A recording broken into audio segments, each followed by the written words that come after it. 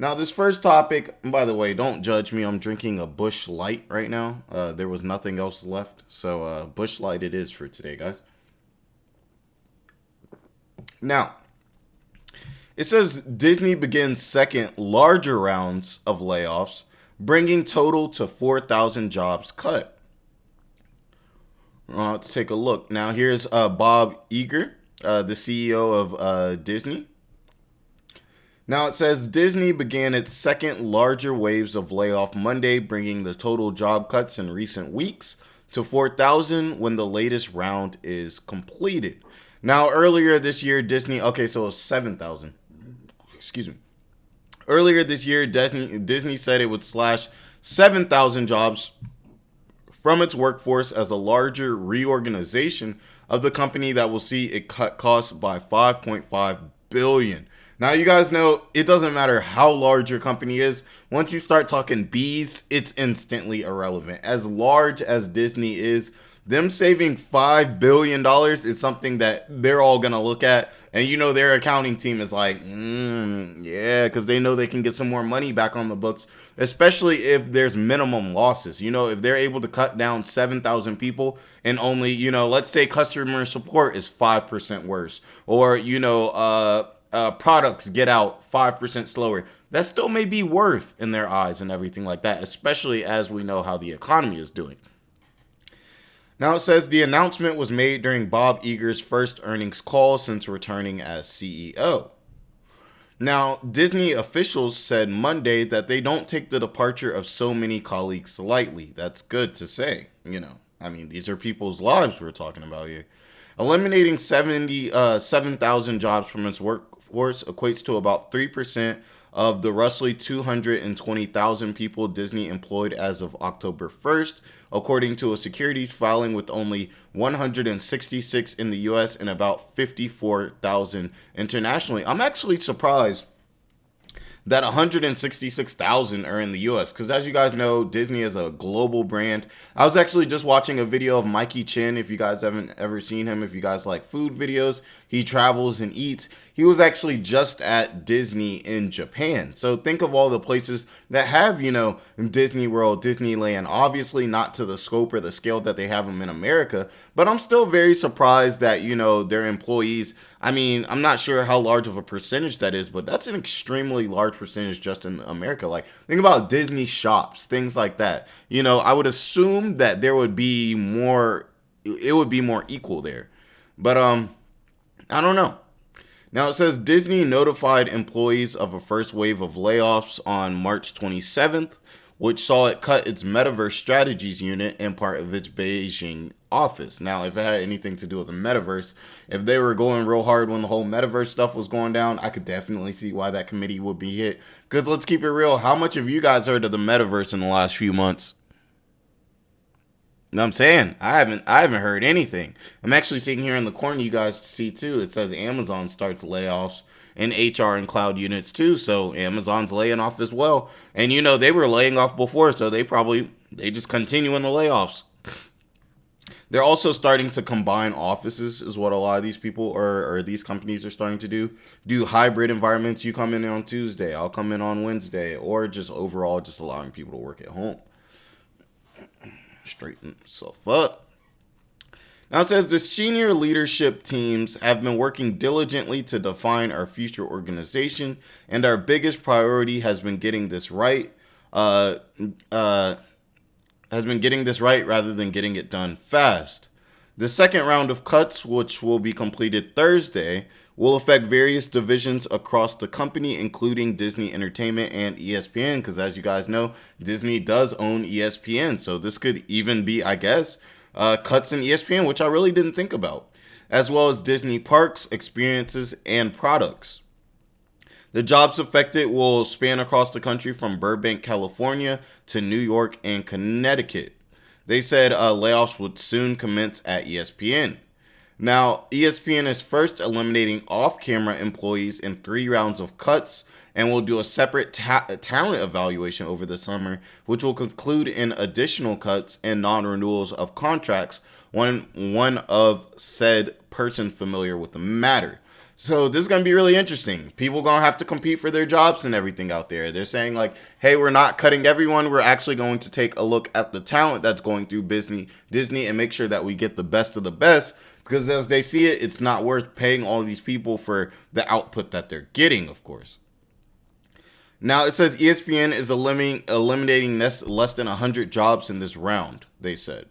As we advance the core segment of Disney with operational control and financial responsibility, we must further identify ways to be efficient and nimble. This is what ESPN CEO Jimmy Pitaro wrote in a note to employees. We will act with compassion, respect for our colleagues, and professionalism as we face these hard circumstances. Obviously, it's always going to be difficult to fire people, especially if the people didn't necessarily do anything wrong. It's just a business move. It just makes more sense by the books. People aren't needed in this era, and sometimes you just don't need as many people in an area. Like, think if you have a team of 10 but a team of 5 can just do the job better, or they're quicker because they can make decisions quicker. Sometimes it's better to not have that such a heavy system of checks and balances, because it can really slow down work and sometimes slow down creativity. It doesn't necessarily always mean that these people just aren't working or they aren't doing their jobs.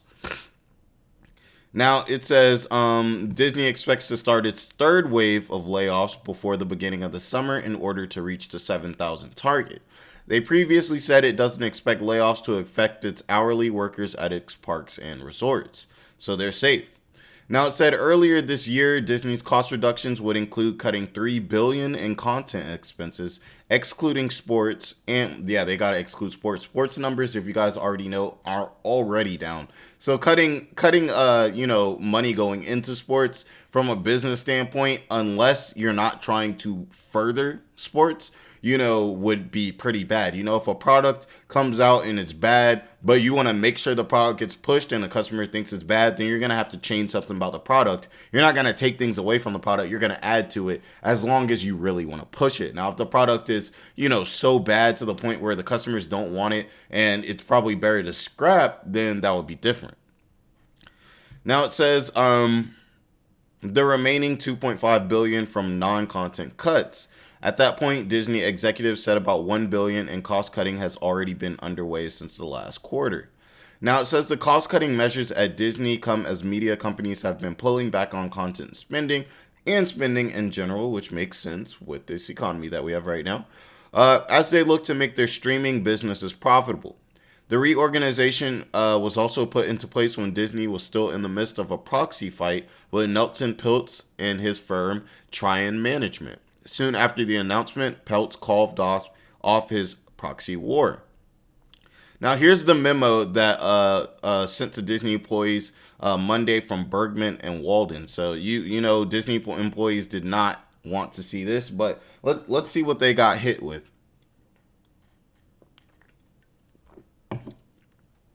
Okay, so it says team. Think about it like this, guys. You gotta imagine it like you're a Disney employee. It hurts to hear that your business is cutting a lot of jobs. No one wants to see that, but at the same time, from a business standpoint, you gotta understand. So put yourself in their shoes. It's a clean Tuesday. People hate Tuesdays. It's 2 p.m. and you get this message. Team.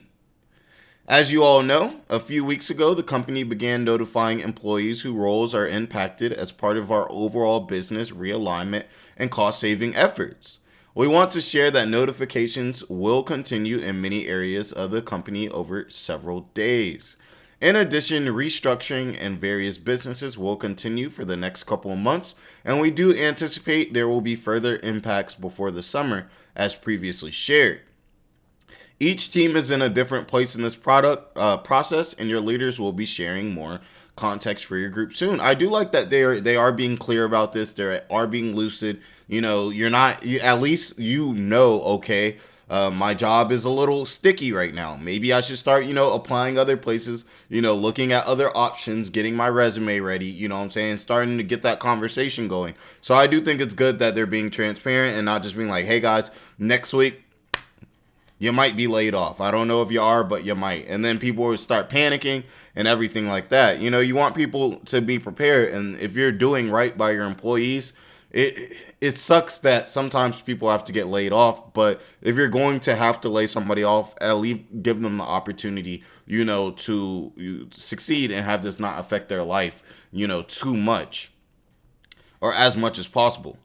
Now it says these are hard decisions and not ones we take lightly, but every decision has been made with considerable thought, and we're doing everything we can to make sure this process is conducted with respect and compassion.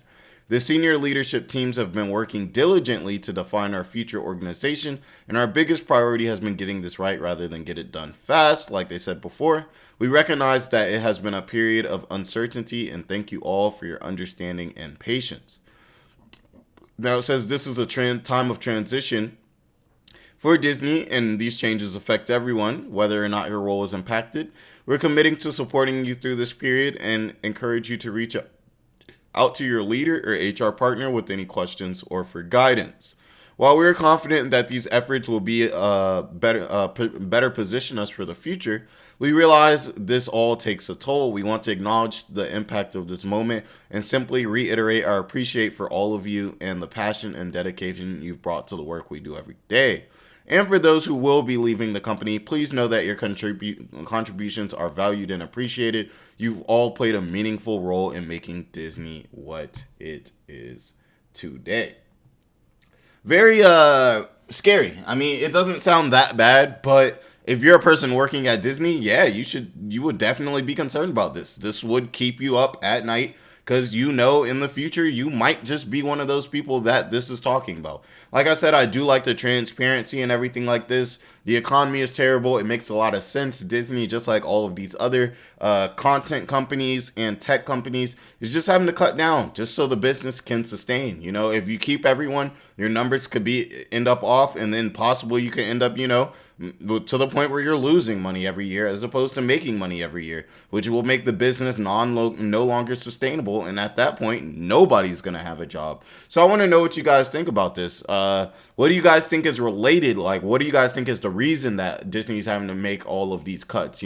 Get into that. Do you guys think that Disney went about it the right way? I want to know what you guys think about that and everything. But it's a very interesting story, and I just like to track things like this because I feel like it really helps us to gauge and kind of get a feel of where our economy is still standing. So when we hear things like Disney is still looking to lay off of all those people, we still know that our economy is not where it needs to be, because when our economy was doing well, when everything was great, we were not hearing about all these layoffs, and everything like that. So I think it's just good for us to kind of get a gauge on where we are, within our U.S. economy right now. So I'm not going to hold you guys up, of course, and let's get into the next video now.